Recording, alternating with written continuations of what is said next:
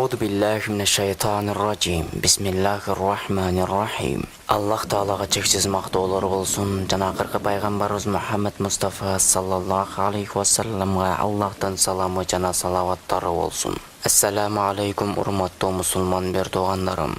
Биз кезектеги окуябызды улантабыз. Кыяматтагы тараза. Мизан, тактап айтканда амалдар тартыла турган тараза жөнүндө ойлоп көргөнсүңбү? Көз алдыңа келтир. Күнөө жана сооптор жазылган китептер оң жака жана сол жака учат. Адамдар 3 топко ажыратылат. Биринчи топ бир да сооп амалы жок адамдар болот. Тозоктон капкара моюн чыгып, данды терген куш сыяктуу аларды терип, баардыгын чогултуп тозокко ыргытат. От аларды өзүнө тартат. Ошондо бул тозокулар төбөлүк бактысыздыкка учурады деген добушу болот. Экинчи топ күнөөсүз адамдар. Аларга Аллага дайыма мактоолор, шүгүрлөр айтуучулар ордуңардан тургула деп айтылат. Алар ордуларынан туруп бейишке карай жол алышат. Андан кийин кечтерди ибадат менен өткөрүүчүлөр жана дүйнө соодасы Алланын зикиринен тосуп койбогон кишилер үчүн да ушундай мамиле кылынат. Кийин аларга бул бейиштиктер төбөлүк бактылуулукка жетишти деген добушу болот. Үчүнчү топ көпчүлүктү түзүп, алар жакшы жана жаман амалдарды аралаш кылган кишилер. Алардын жакшы амалы көппү же жаман амалы көппү, бул Аллага гана белгилүү. Бирок Аллах Таала өзүнүн кечиримдеги фазилетин жана жазаадагы адилеттүүлүгүн пенделерге билдирүү үчүн алардын амалдарын таразага салат. Тараза курулат. Көздөр амал китептерге тигилет. Андан соң таразанын көрсөткүчүнө кадалат. Күнөөлөр ордук кылабы же соопторбу? Калайык калктын акылын алат. Хасан Басри рахматуллаху алейх риваят кылган хадисте Расулуллах саллаллаху алейхи ва саллам башын Айша энебиздин тизесине коюп уктап жаткан эле. Айша энебиз акырет тестеп ыйлады. Көз жаштары пайгамбарыбыздын жаагына тамып, ал зат уйкусунан ойгонуп кетти. Ошондо Алланын элчиси саллаллаху алейхи ва саллам: "Эмне ыйлап жатасың о Айша?" деди. "Акырет тестедим. Силер пайгамбарлар кыямат күнүндө үй бүлөңөрдү эске аласыңарбы?" деп сурады. Жаным анын колунда болгон затка касам, 3 учурда киши кишини эске албайт.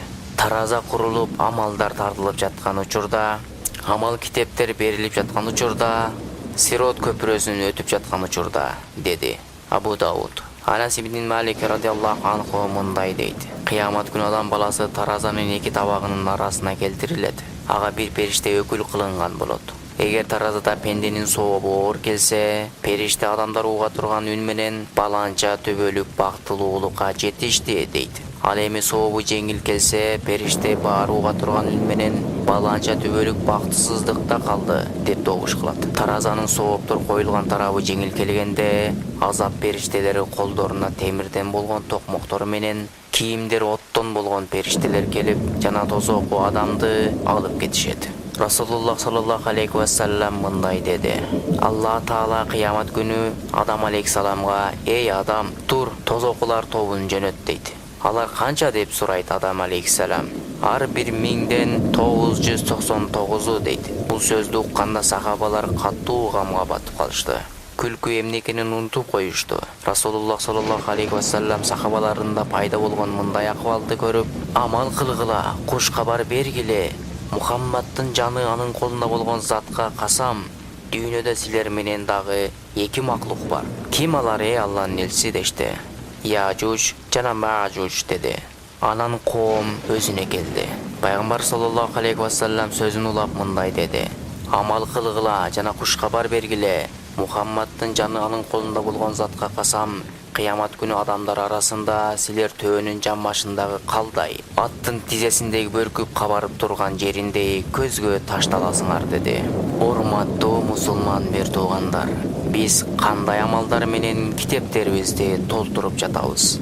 Ассаламу алейкум ва рахматуллахи ва баракатух.